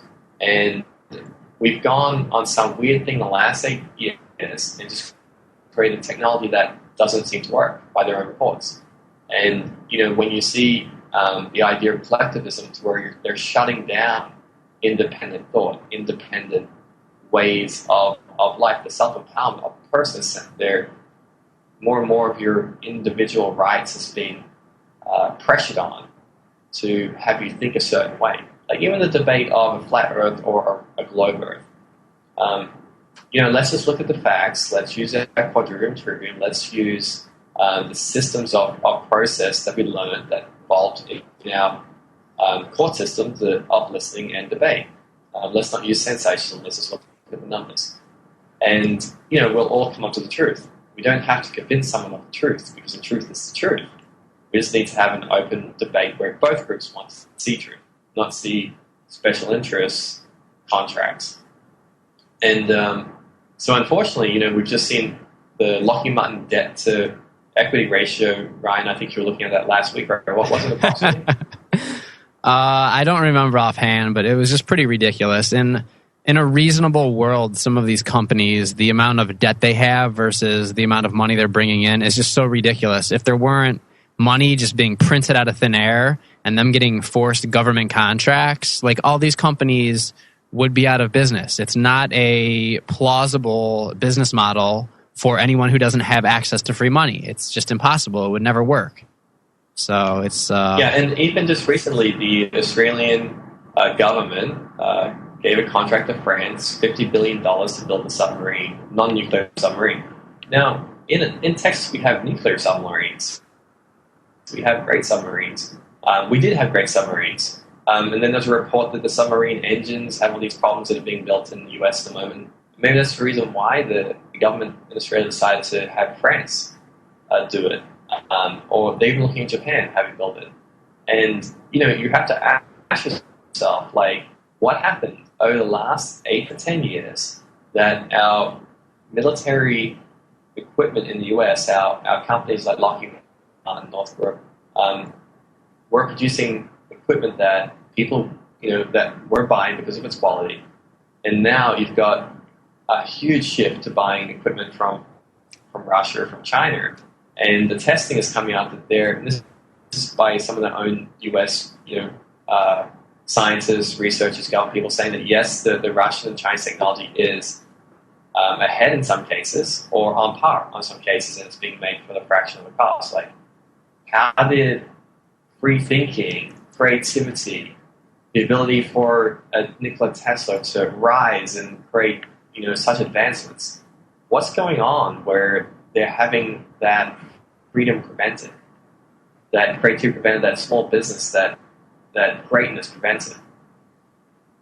And I think that's the key. It's these special interest groups that, are getting preferential treatment and favors, whether it's not having to follow the Obamacare or getting preferable tax treatments by being able to set up overseas or getting free government contracts and handouts.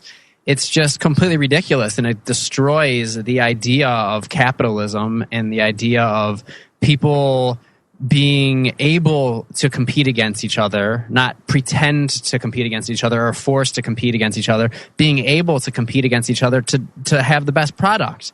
And, you know, I'd love to see a society come about where, you know, many people could put different businesses together, and like the ones that say wouldn't end up working out, they'd go work for the person that ended up doing the good job, or they would try something else, or you would just have all these people succeeding because of providing better quality or better service or better products or better technology, not just doing everything they can to hang on to the status quo. Yeah, it's kind of interesting. Like, I spoke to, you know, some people off record in both China and India, because I was like, okay, you know, there's a lot of information that's put out by the media in the US of slave labor or goods or these type of things, like cheap, you know, manufacturing and coming from China and India, and how the US can't compete with these prices, and how India and China pay workers more money. And then actually talking to some of the people, you know, off record, they'd ask, you know, to disclose their names. But I got to see some of the agreements, and it seems from what they showed me that they're saying, look, you know, these large companies in the US are demanding that we produce this much volume for this price. And for some of us, we're only making a 2% profit.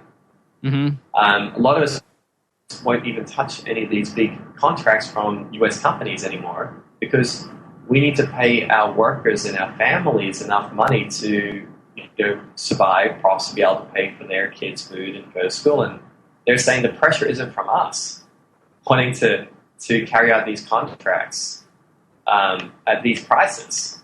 And the pressure's coming from these middlemen US corporate special interest groups that are saying, hey, you need to produce this much at this price or we're going somewhere else. And if talking to these people in China, they're saying, like, look, you know, you're making, you know, 300-400% margins on the retail. Why is it that we're having produced so cheaply that we can't pay affordable wages to the workers? And, you know, I'd like to set up a platform where we can have a conversation between people on both sides, and, like, let's try to get a better understanding of what the truth is. I'm just, you know, repeating things that I've been told by, you know, individuals that just are bewildered by why, when we look at US being so wealthy and it's the retail cost of things, why they're being forced in these contracts to pay so little. Yeah, it's interesting because an iPhone isn't cheap. I mean, who's making all that money on a $900 phone? If the phone actual cost is a couple dollars. Right, that's what it sounds so crazy, you know. A lot of middlemen, a lot of handouts. Dollars, and the people might want to commit suicide at the suicide net thing. I mean, like, how much is what we're doing causing these things? Because when you talk through advances in technology, our lives have greatly improved, except in the area of nutrition. People feed their pets better than they feed themselves, and it's time we changed all that. Our primary defense against aging and disease in this toxic environment is good nutrition. In a world where natural foods have been irradiated, adulterated, and mutilated, Youngevity can provide the nutrients you need. Logos Radio Network gets many requests to endorse all sorts of products, most of which we reject. We have come to trust Youngevity so much, we became a marketing distributor along with Alex Jones, Ben Fuchs, and many others. When you order from LogosRadioNetwork.com, your health will improve as you help support quality radio. As you realize the benefits of Youngevity, you may want to join us. As a distributor, you can experience improved health, help your friends and family, and increase your income. Order now. Do you feel tired when talking about important topics like money and politics? Boring. Are you confused by words like the Constitution or the Federal Reserve? What? If so, you may be diagnosed with the deadliest disease known today, stupidity. Hi, my name is Steve Holt, and like millions of other Americans, I was diagnosed with stupidity at an early age. I had no idea that the number one cause of the disease is found in almost every home in America, the television. Unfortunately, that puts most Americans at risk of catching stupidity. But there is hope. The staff at Brave New Books have helped me and thousands of other Foxaholics suffering from sports zombieism recover. And because of Brave New Books, I now enjoy reading and watching educational documentaries without feeling tired or uninterested. So if you or anybody you know suffers from stupidity, then you need to call 512-480-2503 or visit them at 1904 Guadalupe or bravenewbookstore.com. Side effects from using Brave New Books products may include discernment, an enlarged vocabulary, and an overall increase in mental functioning.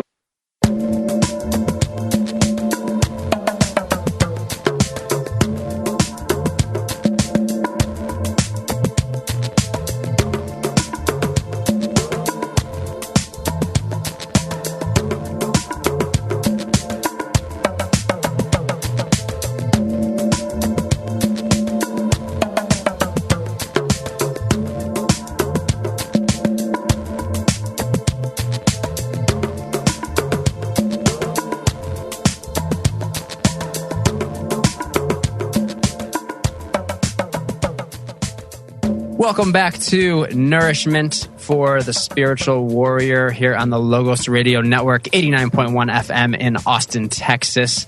And I wanted to invite everyone down today at 5:30 at Brave New Books. They're going to be doing a longevity lecture. So if you've ever heard of the Tangy Tangerine, or in the clinics, I know Dave and Elisa have liked to take and tell patients that it would be good to take the multivitamin, multi-mineral complex that they have, plant-derived multi-minerals, which I actually love as well. And my dad actually takes that too, and he loves that. So come down, everyone, 5:30 at Brave New Books if you want to learn more about the longevity products and the business opportunities, I guess, provided with the company. And you can also check out the Burke Superfoods products too while you're here. They have a full stock of those here at Brave New Books.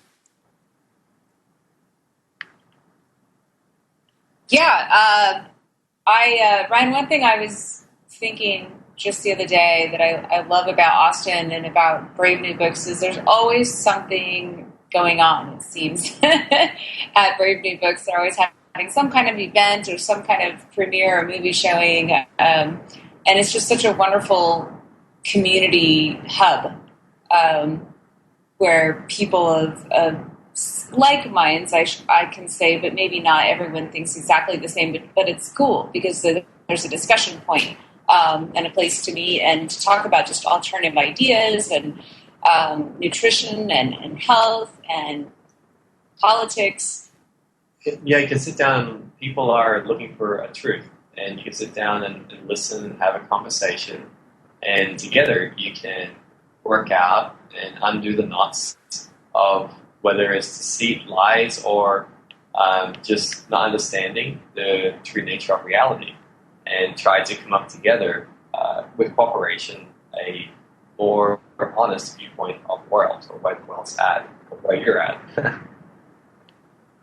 And Ryan, last week you had a great guest on, and can you let the listeners know a little bit about, in short, the guest, and I know there's I might say there's a trial going on in Texas at the moment, and to bring a little bit of light on this man's work and these filmmakers and where they can get a couple of his film at. Yeah, last week I had on Tony Farmer, who was the main guy here in Austin, Texas, actually trying to coordinate getting people out to the Dr. Brzezinski rally, which, he has been on trial here in Austin, Texas for the past few weeks. And so amazing time with that. We also had the director of the film here on the show, which was amazing. After the show, we ended up showing the film here at Brave New Books. That was the first time I had seen it. I would recommend everyone go see that. And we also had several of the patients call in, which I think was the most exciting part of the show because, it's like the he said, she said stuff. You guys are in Australia and people are talking about, Austin, Texas, or, New Yorkers are saying this, California. Well, I heard directly from patients who, some who had been his clients as young as like 4 years old. And now they were like, 24, 25, 26 years old. And to hear stuff directly from people's mouths, their own personal testimony, I think that's the way. Yeah, right. What did this doctor do? Can you let our listeners know, what? So we were actually talking a little bit to some of the Australian audience today, and some of the people in the Australian military having a conversation about this Dr. Babrinsky and what was going on. Can you let them know what did this guy apparently do and what is he alleged to be done? Well, he ended up putting together, it's called, I think it's neoplastons, I believe is what it is, anti-neoplastons. And it's just it was a compound that he found while he was doing research. And he found that people that had cancer were lacking a lot of these compounds, and people that didn't have it, had more of them. And so what he ended up doing was finding a way to manufacture themselves. So essentially he's trying to, manufacture his own drug, I guess, is the way you would put it, which is why all the big pharmaceutical companies and the FDA want to completely attack him, because, no one wants to have anyone in on their racket. And he actually tried partnering up with some of the pharmaceuticals, the pharmaceutical companies, including one in Japan, but it sounds like they all were prevented from working with him by companies and agencies here in the U.S. who didn't want his... This information, Ryan, is what you're saying you basically saw in the documentary. People can watch it for themselves in a documentary. Yeah, I'm just relaying the information that was provided in the documentary, and it's anti-neoplaston. If you want to look that up, it's ANTI-NEOPLASTONS, and those are the chemical compounds that he's utilizing in his clinic, along with a lot of other different types of treatments and everything too. But it's just amazing when you're talking with people who were able to, reverse and be saved from incurable cancer cures. They were the only person that survived this form of cancer, or doctors wrote them off as being dead, and they're telling you their personal testimony. That's some strong evidence right there, using, the trivium, the quadrivium that you always bring up. And Mark Passio actually has some great videos for people interested more in that. We did a show on that a few weeks ago, so check out that show. Check out Mark Passio's video on the trivium and the quadrivium. And it's, utilizing that kind of information to make decisions for yourself, not just, repeating what you've heard, not just, listening maybe to people who have never been in the U.S. about how Austin, Texas is. It's using this knowledge for yourself to determine what works and what doesn't. So, that's, I guess that's my spiel on there. And, he seems like a great guy to me from the movies. I've never met him personally, but it just doesn't seem like he's trying to hurt people. I get a pretty good sense of people's agendas, and it just doesn't seem like he's the type of person who's going out of his way to maliciously hurt people. And if someone isn't trying to specifically hurt someone, if they're really trying to help them, and the person has been written off by all medical establishments as basically being left for dead, who is anyone to tell this person that they can't try this? I mean, that's absolutely insane. That's the definition of a psychopath, and a definition of what I would consider to be, mass murdering government bureaucracy. So Ryan, preventing this is insane.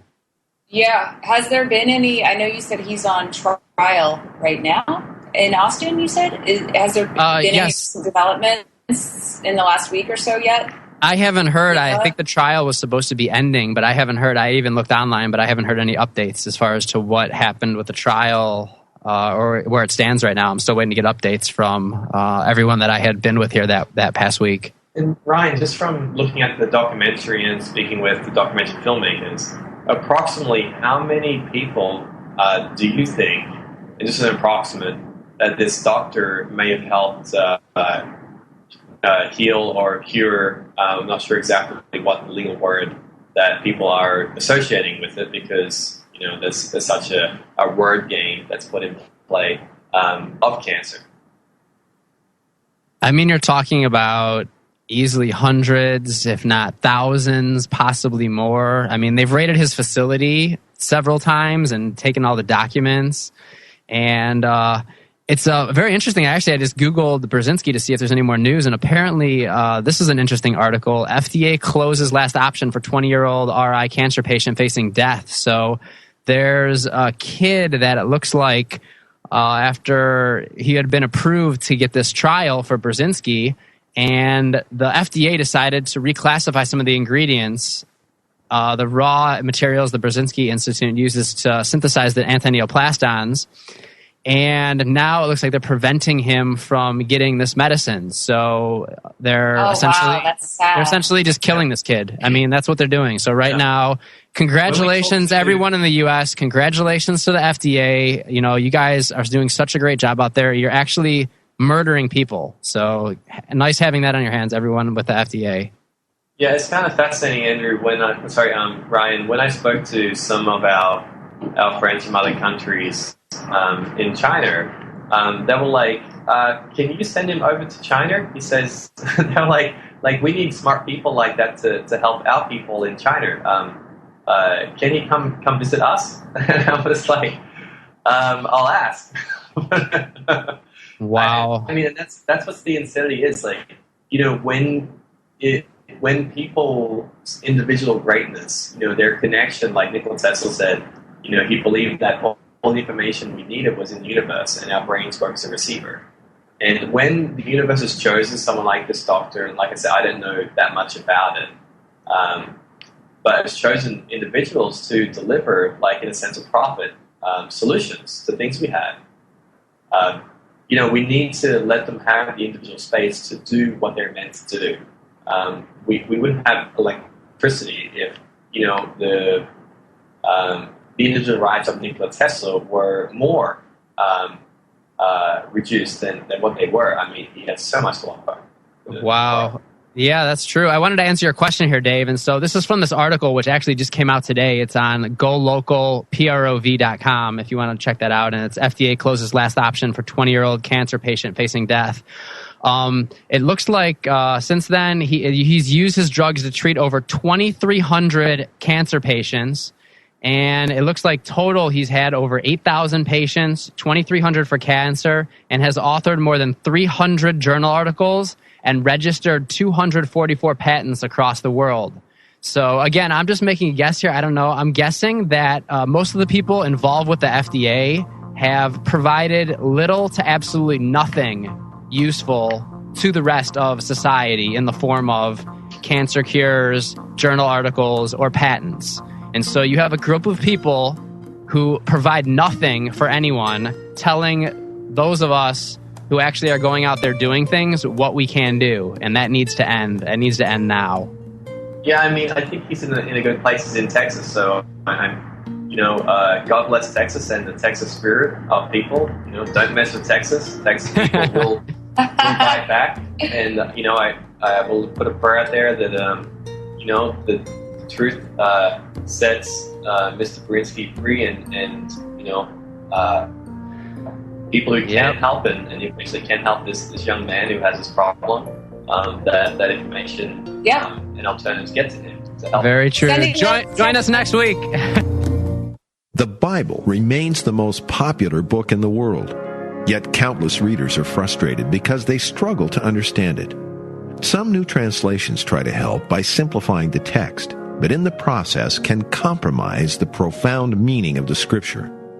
Enter the Recovery Version. First, this new translation is extremely faithful and accurate, but the real story is the more than 9,000 explanatory footnotes.